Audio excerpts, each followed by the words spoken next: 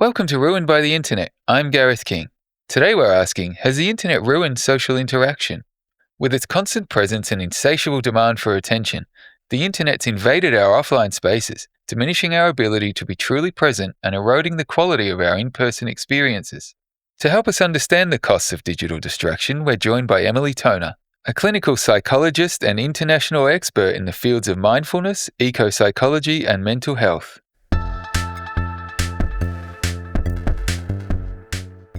Emily, thank you so much for joining us and welcome to the show. Hello, thanks so much for having me. Before we get into it today, can you just tell us a bit about the work that you do and the journey that's led you to this point? So my background, I'm a clinical psychologist and a wellbeing consultant, and I studied back in the day. I wasn't sure what I wanted to do, but I knew I wanted to work with people. And I thought psychology was a pretty good place to start. It was really a passion for learning about the science of wellbeing that took me in the direction of my current career, which is really working with organizations around wellbeing, but really with a grounding in realizing the importance of human emotions and humanness. And this topic today, talking about social integration and social relationships, is just so key to the work we do in psychology, and it's bread and butter for psychologists. But I think until you kind of really delve into the importance of this stuff, it can seem like a sort of a soft, like social relationships, emotions, they feel a bit soft, but actually they're crucial for living a long and happy life. Wow, interesting on that point about it being so crucial for a long and happy life. As you mentioned, we are going to be discussing how technology can affect our social interactions and relationships today. But before we do, can you firstly explain why that social connection is so crucial for us as humans? Absolutely. So I guess it really comes down to the way that our brains have been wired and how we've come from the mammal kingdom.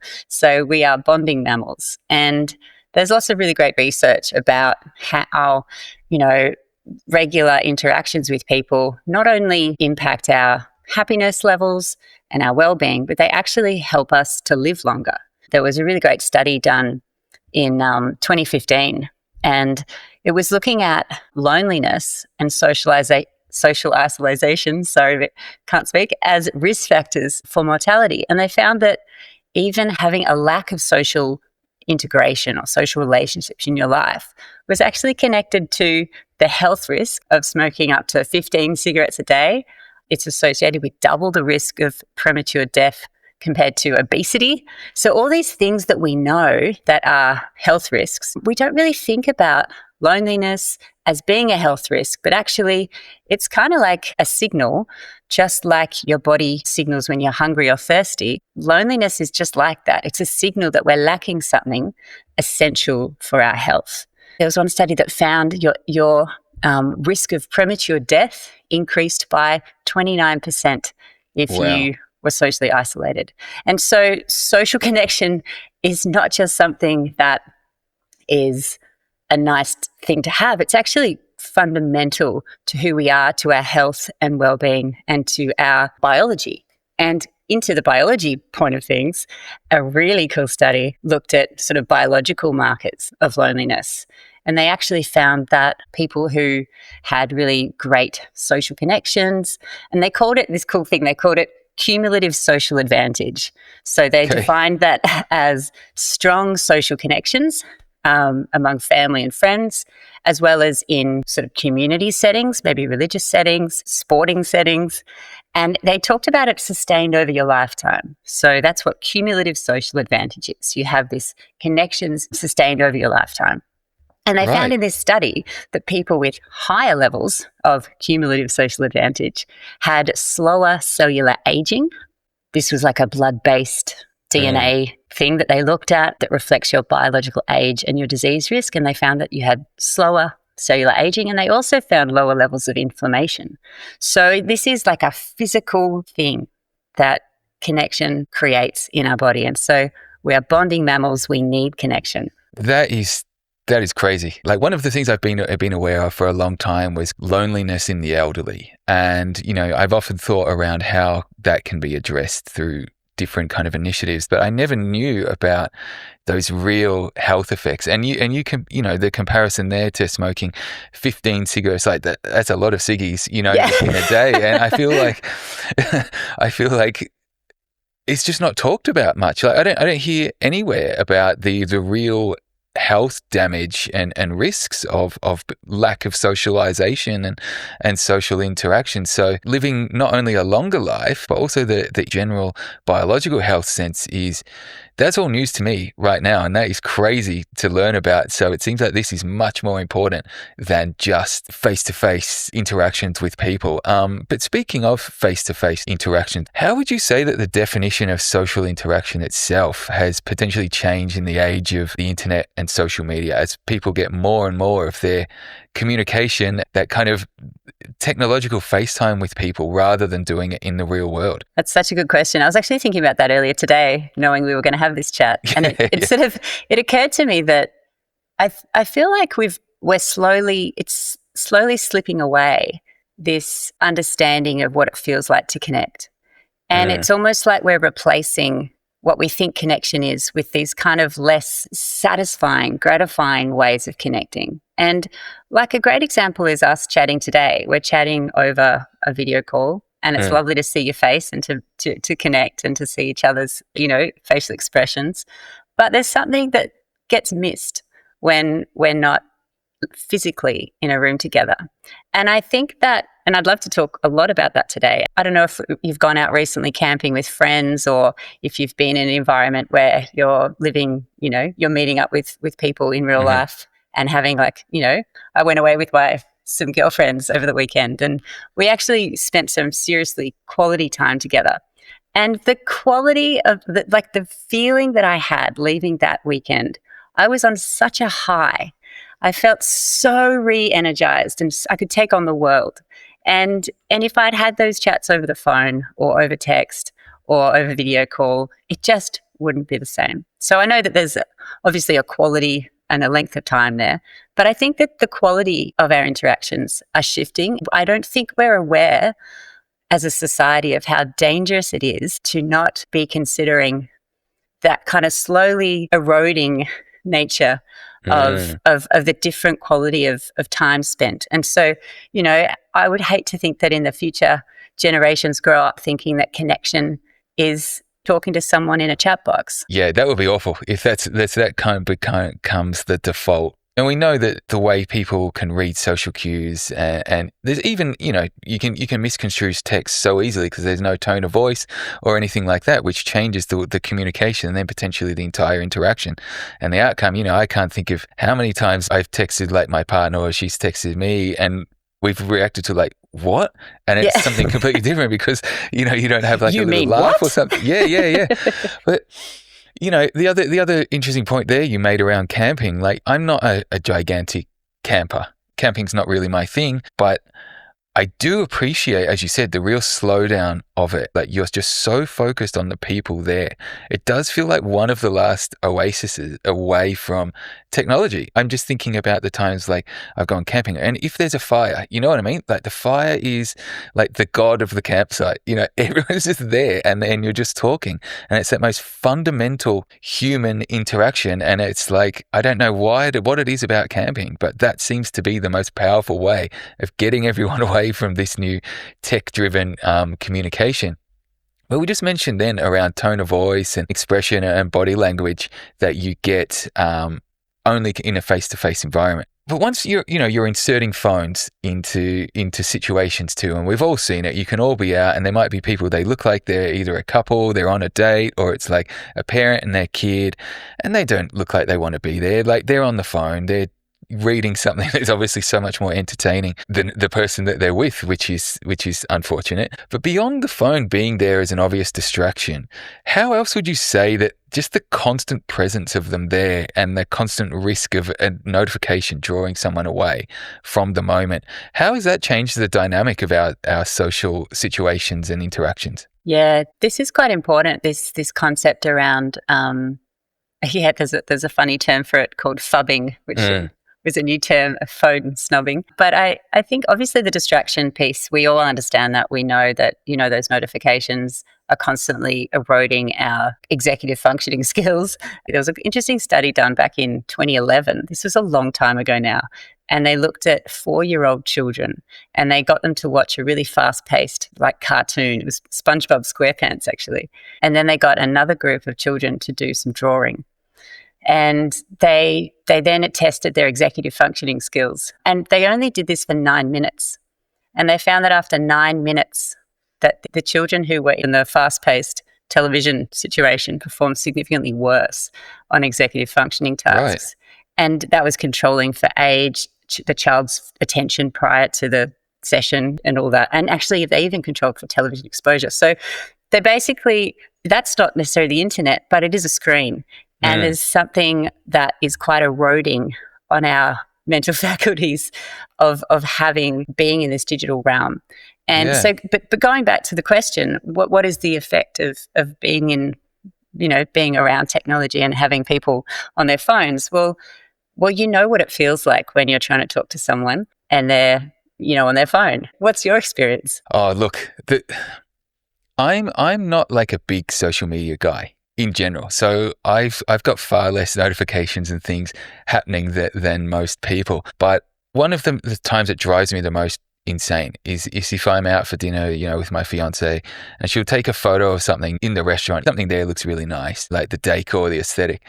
And then she'll start adjusting the photo in front of me. You know what I mean? And I just have to say to her, what are you doing? Can't you do this later on? So it's not like she's even engrossed in a chat in front of me. It's more just the fact that she's focused on the phone. Now, I don't know if that's my ego saying, hey, look how interesting and important I am, but it's more like we're here for a very limited time to enjoy this space and this meal if we're out for a meal.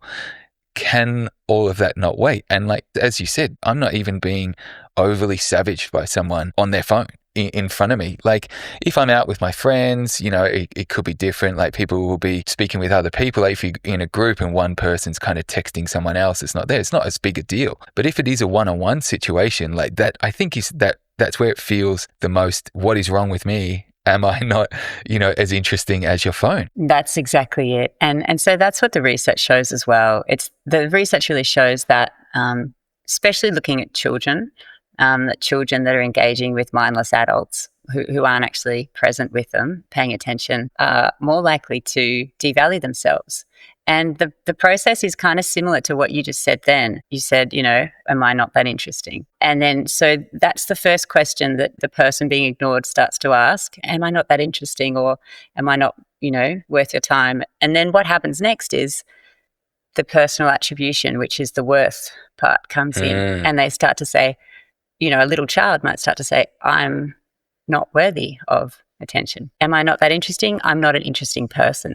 And that's a psychological kind of, that can take you off on a whole lot of adult therapy, Oh yeah, look, that sounds awful, and I think as an adult you can cognitively make a few logic leaps there, but I'm just thinking now, and maybe you can help me understand. As a kid, like they don't have all the nuance and the various ways of looking at something other than, I don't know, if you're 5 years old and you're seeing your mum on their phone and you're just like, mum likes the phone, mum doesn't like me, and that must be awful if it's happening and compounding over a long enough time frame. Yeah. The phone is more important than me. I mustn't be as important. And this is a really hard conversation to have because obviously anyone that has kids, it's impossible. You can't be present all the time. You'd go mad. And there's going to be lots of times where you do feel like you can't give your children all the attention that they need. And, you shouldn't try to. but it is a significant finding that, especially with phones, that children can really start to devalue themselves when we don't pay attention. I'm assuming it doesn't, like the kids had full attention and then the parents are like, oh, I've just got to, I don't know, send a text, and the kid's like breaking down. But, times I've seen it if I'm like walking my dog or something, and he always, I don't know, he's obsessed with playgrounds for some reason. And if you go past the playground, there's always a kid like on the thing saying, hey, look at me. And the parents probably just getting a little bit of a timeout on the phone. But it's like quite a jarring moment when two people are kind of getting what they need in a situation that could be potentially negatively affecting both of them. You know, like the parent might miss out on an amazing moment the kid's doing, and the kid's missing that focus from their parent in a moment they want to show off and be proud of. But and then at the same time, the best advice in psychology we ever have around parenting is good enough is, you know, you should really aim for good enough parenting, because most of the time, if you're good enough, it will really, you know, your children will grow up really well. And if you try for perfection, then you're probably going to, you know, mess them up in a different way. Look, I would imagine that, again, it just looks like nothing's ever good enough for the parent too. But we can kind of segue now into phubbing, because it is a large part of this. And I know you've written some things on phubbing and you probably know a lot more about it than what I do. But would you say that in regards to phubbing, and I love saying that word, it's just fun, you know, would you say that in terms of, rather than just as a distraction and avoiding engaging with the person that we're with, how are people using it? You know, like people, if you're kind of walking down the street, you see someone over there that you may not want to say hi to, or you don't want to kind of engage. Like, we know that people will just pull out the phone and use that like and act like they're distracted. So people are doing that for people and to avoid uncomfortable silences, even just boredom. It almost is the kind of figurative comfort blanket for people now. Do you think that that's a result of how addictive, say, the device is, or is it more a result of how easily we reach a point of discomfort in our interactions, whether they're with people or even online, when we can just like slam people away if they're making us uncomfortable? Oh, that's really interesting. I think this is a really important conversation around people finding it very difficult to sit with discomfort. And obviously, like, discomfort doesn't feel great. Like, who wants to sit with discomfort? Totally. And the other part of this is boredom as well. And so I can totally relate to this. You know, just last night I had a moment to myself, and, you know, I'd worked really hard yesterday, and then I was eating dinner and I thought, I'll watch a movie or something. And my laptop, the battery was dead, and I couldn't be bothered getting up and you know, fixing it, which is pretty lazy. But what I did was I was like, well, why do I have to fill this space with a movie? Why can't I just enjoy my dinner? And so, but it felt uncomfortable to sit and eat my dinner, you know, just by myself, enjoying it. But actually what happened was my body just started to regulate a bit. So because I was actually becoming I was, you know, noticing how I was eating my food, I just started to notice that my breath was slowing down and my body started to regulate itself. And that's what happens when we actually allow ourselves time to be with ourselves. Even though we have to get over that hurdle of the discomfort, if we can kind of allow ourselves to spend a bit more time with ourselves, then it's actually quite regenerating. Whereas what we often find when we're scrolling, you might feel like you've learned something, maybe, if you're following the news or whatever, but you might not feel better, and you might feel a bit depleted and a bit scattered. And that's that kind of executive functioning piece. God, it's so interesting, because I was speaking to someone the other day about something similar, and the kind of analogy was there that if you're just looking at things through a screen, it's just like junk food. Like no one is feeling good just living on junk food. Like, it feels amazing in the moment, but then afterwards you're not feeling so great. You almost feel a little bit guilty. And to your point there, like consuming everything through a screen rather than, you know, like you said, slowing down, being a bit more mindful and experiencing the moment for what it is. But even on that, depending on what it is, there is just a sea of phones recording the entire thing. And, you know, I could be too old, maybe I don't get it, but it's like, if I was out and I recorded a crap video of a gig on my phone, like, I would never watch it again. You know, it's just kind of in my phone, and it's a little bit of social currency to be like sent to someone, and they'll be like, wow, you were at that thing. And then I think all these people are like checking the phone, framing it up, like adjusting the settings and things while the event, you know, whether it's a concert, sport, or whatever it is going on, that they're missing because they're so worried about how they can then relay on they were at this thing, and they're just losing that entire experience. Would you say that people having to document everything, how do you think that that's affecting people when they're in a social environment when they're doing that, but also B, when they're in a social environment where they're not doing that and they're not kind of on and playing this character? Mm. Oh, good question. When you're seeing your life through the screen as opposed to experiencing it, it's a different experience of your life. And so it's a very different experience of a concert through that small square space, as opposed to being there, feeling the sounds and the senses and feeling the vibration of the music into your chest. That's kind Yeah, of yeah, the yeah. feeling of being at a concert. And I guess the challenge with that is that obviously when we're recording, we're doing it for people have different reasons. So some people might be doing it just for their own memories. The sad thing is, the best way to form memories is to be present to begin with. And you might also be doing it for your own social status to then share online. And then other people might be doing it literally kind of for work. Like, maybe they have, a social following and they have to document things. So the purpose, it becomes a striving type experience as a doingness as opposed to a Mm. beingness. And I think we are all now in a constant state of doingness and kind of having to respond at all times to all sorts of, there's like 20 different ways that people can contact you now. Yeah, it's It's like, awful. where did that person, I don't remember that. I know I need to get back to that person, but I can't remember what channel it was on.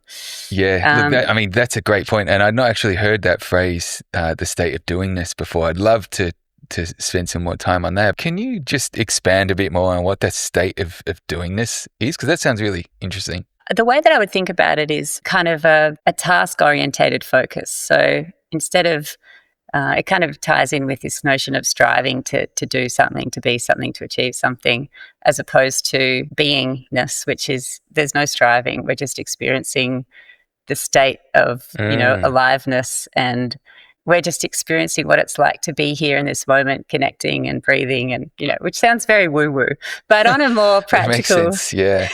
but on a practical kind of note, this doing attitude is actually incredibly exhausting, and it really leads to burnout because our brains can't be constantly in a state of striving.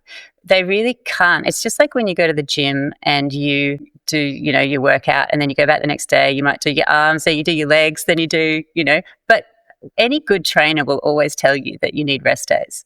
And it's on the rest days where your muscle actually grows. And so the brain is just an organ that needs rest moments and rest days. And unfortunately, with the state of this constant on doingness, it's really hard for our brains to have rest days. And so, or even rest moments throughout a day.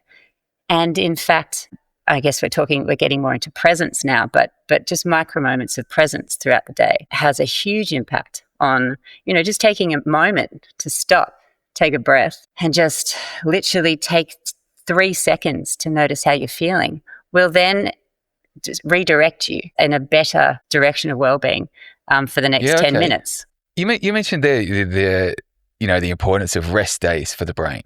What happens to us, whether it's psychologically or even the way that we can deal with other people if we don't have those rest days? I think most people can relate to this. Like we kind of know what happens. We burn out. The biggest state, anxiety and depression are absolute leading causes now of not just mental ill health, but actually complete physical ill health. Like depression is now the leading cause of illness, even over heart disease and physical problems.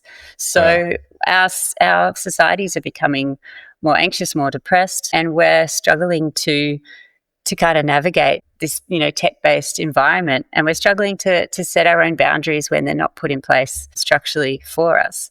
And you mentioned before phone addiction, and I would actually probably, being as a clinical psych, I probably wouldn't use the term addiction because when we work with addiction, it's got a whole raft of issues that are much, much more challenging than that. But it is 100% phone dependence and being dependent and actually, pulling it out when we feel uncomfortable.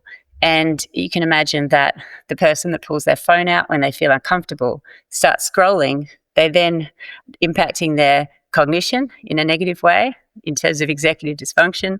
They're also impacting their health and well-being, as opposed to someone who stops and says, oh, I feel uncomfortable and I have the urge to pick up my phone, but instead I'm going to just sit. I'm just going to stay here for 3 seconds and take a breath and actually just ask myself, why do I feel this way? What is this uncomfortable feeling? Can I name it? can I give myself permission to feel not okay right now? Maybe there's stuff going on around that means that it's absolutely okay to feel irritated or flat or angry or depressed or whatever it is. That is probably a much better way of putting it, phone dependence, because it's the depending on the phone as the problem solver for so many different situations. And one of those, as you've alluded to there, was avoidance of people. And obviously it's giving us a way out of having to encounter strangers and have these spontaneous interactions with strangers, which you never know where any of those are going to go, what conversation you might end up involved in, what you're going to learn about someone, who you might meet, etc., etc. So obviously we're cutting off one of those great exploratory things about being a person out in the world with other people, and it's cutting us off from knowing what's happening in our wider communities at large. So if we're not connected to our wider communities, because we're so focused on this one little device, what if we break those connections and don't try and repair them? What can happen then? This is something I think is really powerful to talk about. And there's a researcher called Barbara Fredrickson who's doing some really awesome research around social interaction, distal relationships. So not just our close relationships. I feel like we all know that close relationships are important, familiar relationships, romantic relationships. But what she's looking at is like the furthest relationships in our lives. So the kind of the broader community relationships, the micro moments of connection you might have when you walk down the street and you smile at someone and you say hi. And she's really interested in that. And it's it's an important thing to be talking about in the current era, 2025, because her sort of very interesting take is that our connection to our broader community as a whole might influence how trusting we are of society as a whole. And the reason for that is that if you think of your local community around you, that's kind of a yardstick for how the world is. And so your close relationships, we all live in little bubbles and silos, and they're not a good example of the world as a whole. But when you really think about your community, your broader area that you live, or even broader still, this can be a really good yardstick of how the world is. And so the less time I don't know if you've ever noticed this, but I've always noticed that the less time I spend in other people's company, the more kind of you start to judge them, I find.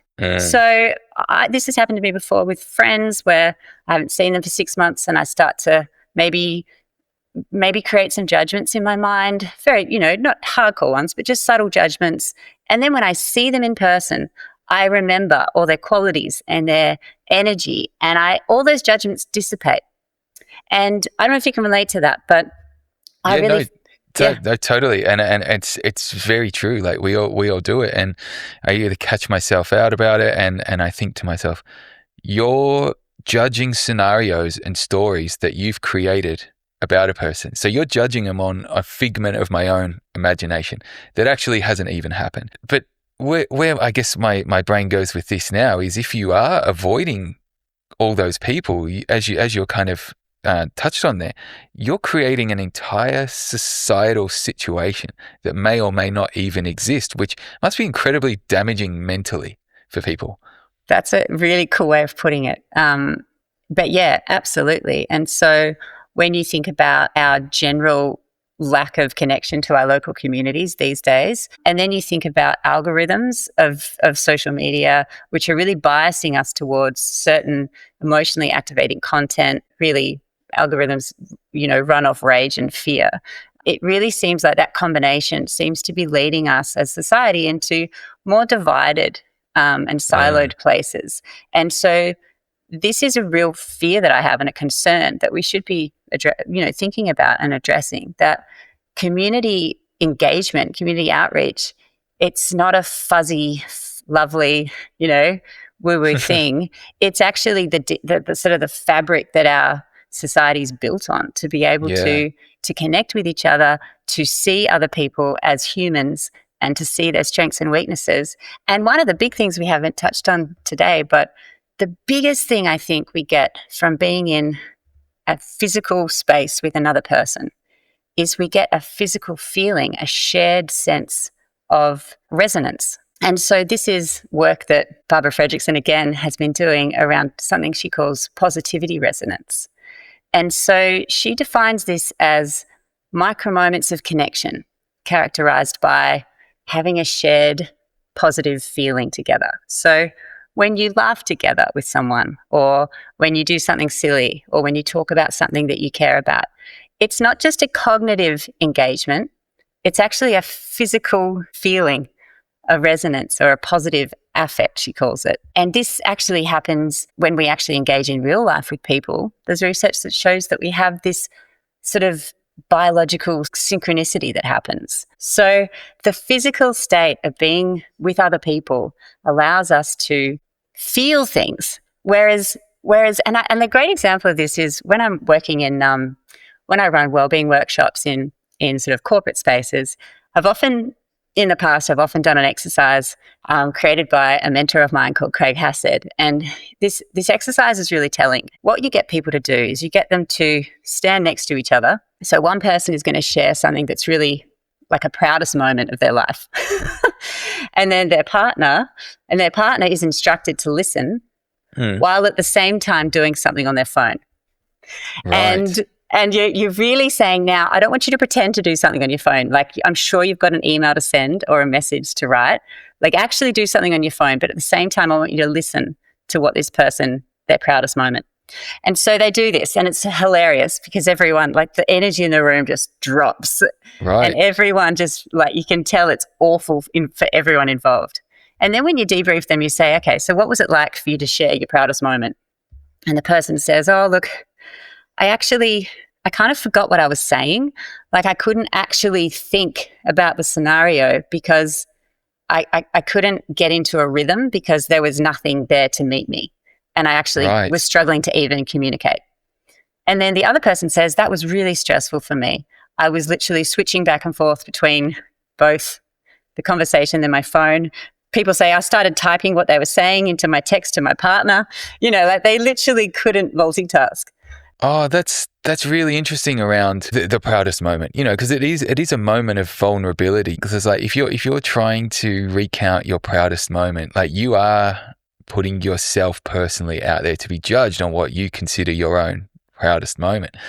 And so I can imagine if you're doing that, obviously not in a role play situation, but if you are doing something like that in real life, whether it's your proudest moment or something that you've been thinking or anything that's kind of putting your heart on your sleeve, and it looks like someone's just, I don't know, scrolling through Instagram or something while you're doing it, that must be even more devastating than just knowing that they could be texting someone. Absolutely. And so what happens is we then say to them, okay, so, you know, that's interesting that actually this is quite common that if you're really wanting to get some information from someone and actually really understand a detailed explanation, you actually really need to be present, because if you're not paying attention, then they can feel it, and it actually stops them from even being able to, it's almost like a cognitive block for them even to be able to continue talking, which is a fascinating, and I don't know if you can remember being in that situation, but I can think of lots of times where I've I just trail off, you know?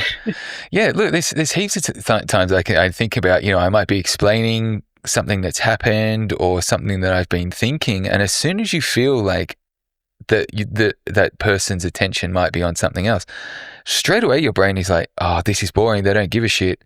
And then it's just like, why am I telling them? And you know, I know that's how I react. I'm just like, I'll just stop the story and go and do something else. So yeah, and that's me doing it just in a normal moment, not even where I'm really like trying to be vulnerable or something. So that sounds awful as a task, but like, what a good demonstration of the damage that it can do. It is excellent. And then the second part is even more interesting, because in the second part you say, okay, I'm going to give you a chance to redeem yourselves, which is really mean because, you know, you made them do it the first time. But you say, okay, now this time you're going to put your phone away, and this time I'm going to give you some very specific instructions. So person, you're going to share your experience of your proudest moment. You're going to share it again because I guarantee they didn't really hear it the first time. And the person listening, I want you to do a few things. I want you to pay attention to the intonation of the person's voice as they're speaking.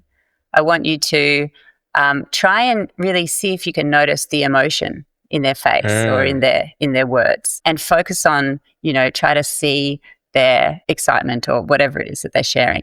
And so then we debrief this exercise, and the energy in the room just like lifts so much for this practice. Like everyone's talking and it's really high vibe and you can just feel it in the room change. And then when you debrief this whole exercise, the biggest thing that people come to realize is that in the first scenario, when you're talking and you're getting ignored and when there's a device in between you both, what happens is that the person does take in the information and they're able to share some facts about the experience, but they don't feel anything. Right. So it is a cognitive exchange only. But when you do it again, they start to say, I could feel the pride you had for your child when you saw them do this or when you did this. Then they say, I could literally feel their excitement. I could feel their joy. And this is what Barbara Fredrickson talks about as positivity resonance. And this is what is getting lost through digital interaction, I feel. And that's where this eroding of our social definitions, I think, is it's moving into a cognitive exchange as opposed to a connecting physical exchange. That makes so much sense. And as I mentioned a little while ago, I'll just say it again, like the saddest thing to me is a parent and like their teenager. You know, teenagers are difficult to begin with and, you know, you don't know what they're doing. But a parent and their teenager out trying to have a meal and they just both look like they don't want to be there. And as you said, even if they are hearing something, while they're on the device, they're not feeling anything. You know, when I think about it, it's almost like it makes hearing that person's story or thoughts just a chore, an effort exchange rather than something that you're actually interested in doing. It's something that you've been made to do. And now I think about it like that. That's even worse. If people are on a date and they're doing it, it's like, okay, the date can go bad. But if you're out, you know, you're like 16 and you're out with, say, your dad, or you're trying to have dinner and you're not interested in each other, like that is, how do you get away from that? You know, like that's so much worse. It is. And that's a great example. I've definitely can relate to that and I've also witnessed that. But on the positive side, that the research also talks about just micro moments of connection throughout the day are actually almost probably more beneficial to us than these big in-depth romantic gestures of you know. So really, in order to fill up our bonding mammal cup, our social brains, and feel rejuvenated through social connection, sometimes it's as simple as going to the local coffee shop and chatting to your barista and, you know, for a couple of seconds. Or it's making an effort to make eye contact with people as you walk past and give them a smile on the street. It's actually being out in the world and being getting out into our community and having these micro moments of connection. And that is what is, you know, that is what actually this term social integration is one of the biggest predictors of how long we live. And so being part of not just, so if you're someone who is listening to this and thinking, well, I don't have that many close relationships and I don't like my family and I'm, you know, you're starting to feel a bit depressed by all this chat, it's actually the micro moments of connection that anyone can do that actually will replenish and fulfill you. Right. That's super interesting to hear, especially just from a personal level. Because here's a little anecdote. Like, a lot of people love Uber Eats and, you know, like there's things that will bring all their food straight to your door. So you never need to go out and see anybody. You just get it. And I've had so many people tell me that I'm mad because I love going to the shop and ordering it and speaking to the person and standing in the shop or waiting there for 20 minutes and just kind of see what's going on in the world, hear people doing things. And I love that. And these are all strangers to me. And now it makes so much more sense that it's those micro moments that are actually helping replenish. I thought I just was interested in talking to people, but now it feels like there's a much bigger reason why, you know, maybe I actually enjoy doing that. But while we are talking those micro moments of, you know, connection, one of the things driven by technology that is starting to concern me, and I've seen some awful moments about it, was the rise of AI and these large language models and people turning to them for not only companionship and friendship and even relationships, but people turning to it for therapy. And there's been some awful situations that I've already read about that have come out of that. Like, what are the risks of people finding their moments of connection through things like that? in the immediate term, but B, also in the long term of this kind of solo interaction with a digital connection rather than a human one? That's a great question. I actually think that AI sort of therapy tools can actually be quite useful for certain people who maybe you've got social anxiety. You're not about to go out and meet people, and it's much, much better to get some insights from someone from the comfort of your own home. But what I would argue is that you're not actually getting connection there. What you're getting is insight, and insight's really useful. So it is helpful to kind of go back and forth with a large data set that can tell you information that might be useful and relevant to you. But it isn't actually, in my book, I would say that isn't, you're not getting connection, you're getting insight. And so I would be looking for connection elsewhere. No, that makes sense. And I guess what kind of concerned me about that is, when I've read stories of someone that might have, as you said, they're lonely or whatever, and they turn to chatbots or large language models as their companion, and then, you're eventually going to have a breakup, and it must feel like you were one-to-one with this thing, and it was getting all of your attention. It was hearing everything you were saying, the only thing that's kind of acknowledging you in that way, and then if it might turn on you, and it just feels so much worse. But it was a good point there that you raised around using it to find insights and maybe things you may not realize about yourself, or whether you're using it for just fact-finding or even therapy. What would be some good examples of people using those tools in a therapy sense? I think it could be talking about patterns that you have in your life, and you could, be asking, why might this be occurring? What are some practical strategies I can bring into my life? How can I create a behavior plan to do that? But going back to the challenge, I think the one thing I have noticed that is a problem is that what happens when you get a perfect response from an AI generated person, a perfectly empathic, perfectly worded, validating response, is that it starts to skew your idea of what other people should be doing. And so often people can start to feel like, well, why doesn't my partner validate me the way that you do? Or, and it can actually, I think we need to be mindful that we're all human and that we're not actually able to always be perfect. So that is the response you will get. It's good to learn how to communicate effectively, but you can't expect that.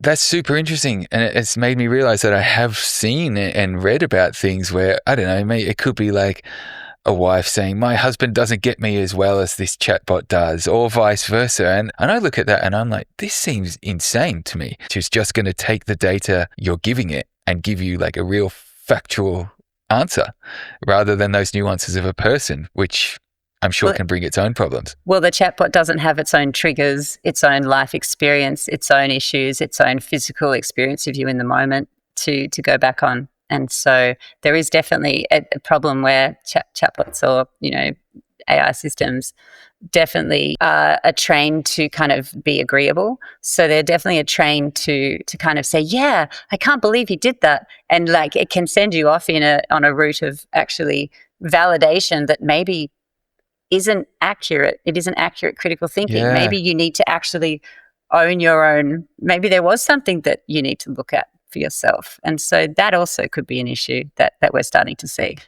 Yeah, and it makes total sense that validation there just kind of reinforces that you were correct in doing whatever you did, which then, as we can understand, you take that offline into the real world. It's just kind of giving you more ammunition to fight against real people with, which can make the real people problem even worse. But we've been talking around, the way that technology can affect and impact our relationships, situations. There's a lot of negative ways, but as you've alluded to, there's a lot of positive ways as well, especially around people that might have social anxiety. So in those situations, beyond the ease of communication, how does the convenience of digital comms, whether it's text or voice or even video chat, how does that impact our willingness to make that effort to get out and see people in real life?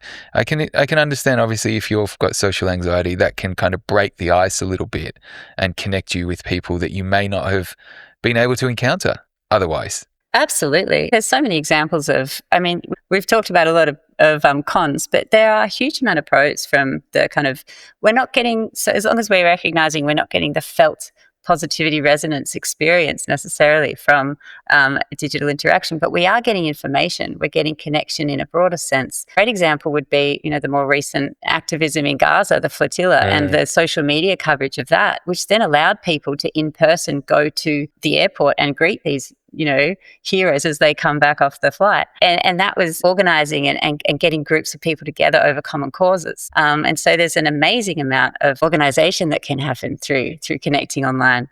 I've got my own personal example of a community that was started during COVID. I was running an online guided meditation every weekday, and it started off as just being a digital experience where people just came 8:30 to 9 every weekday.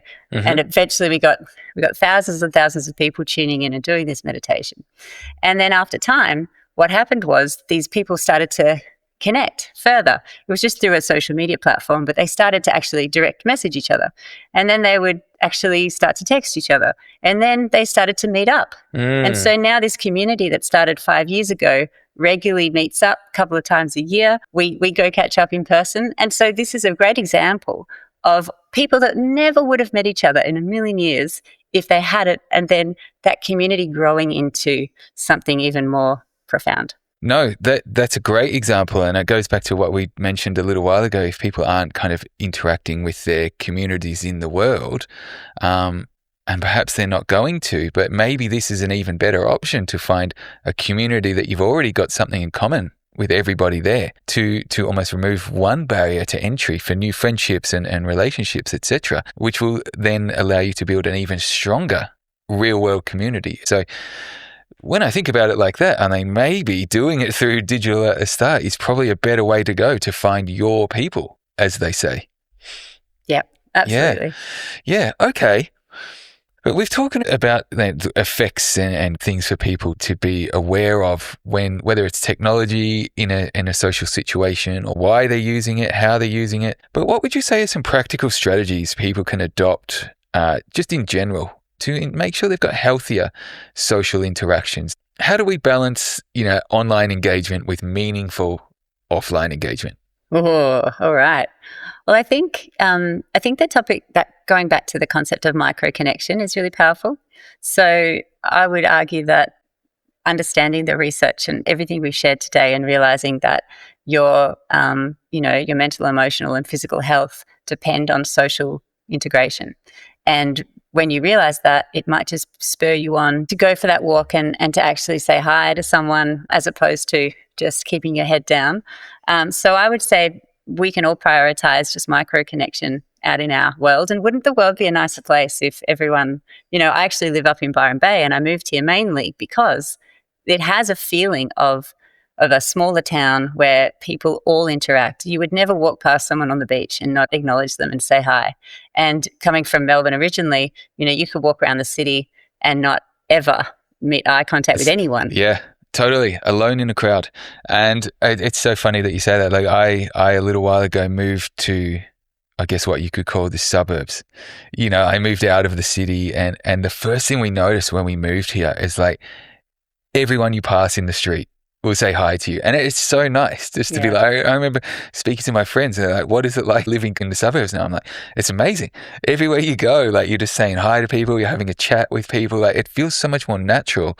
Whereas, as you said, living in the city, it's so forced. Like, everyone is trying to avoid it. But as we look to the future, what gives you hope that, we can strengthen and maintain all of those social connections, whether it's on an individual level, on a community level, and even kind of claw back some of that potential damage that might have been done, as we've figured out over the last 20 years how technology interacts with our social environments? Oh, good place to end. What gives me hope is actually the generations coming up. I know a lot of people talk a lot about the next generations as being really device heavy, but my experience is actually that they're able to integrate technology in a way, but they're also pretty aware of some of the pitfalls. And I actually, research in America showed that social media usage has gone down. Yes. In the last little while. So what is happening is people are actually rejecting. They're aware this doesn't feel good. They're starting to reject these forms of connection, and they're opting for other ways of doing things. There's different cultures. There's cafes I know there's awesome cafes in Sweden where devices are banned. You're not allowed any devices, and people love them. They're going there to play cards and to connect and to, play games. And I'm excited about what the next generations are going to create because they're aware of the troubles and they don't want to be stuck on screens all day. That makes sense, because I had also read about the social media use peaked. Was it 2022 or it's been maybe on a little downward slope? So that could be good. But even just speaking to people in real life, and it seems like more and more people have just had enough. I'll be interested to see what happens if that brings us all a little bit back closer together. Thanks so much for that, Emily. What have you got coming up, and where can people follow what you're up to? Yeah, so my website is emilytoner.com. So I run workshops and courses for corporates. I also I do a lot of work with environmentalists and teams facing around climate change and climate grief. And so have a new program called Climate Courage for Teams, which I'm really excited about launching. But I have my own private practice as well. So I also see individual clients, which I love, only a day or two a week. But if anyone wants to connect and have a chat, probably the best way to find me is from my website, emilytoner.com. Awesome. Emily, thank you so much. Thanks so much for having me. For more info on what we've discussed today, check out the show notes. If you enjoyed this one, you can subscribe to Ruined by the Internet on your favourite podcast app and help spread the word by sharing this episode or leaving a review. I'm Gareth King. See you next time.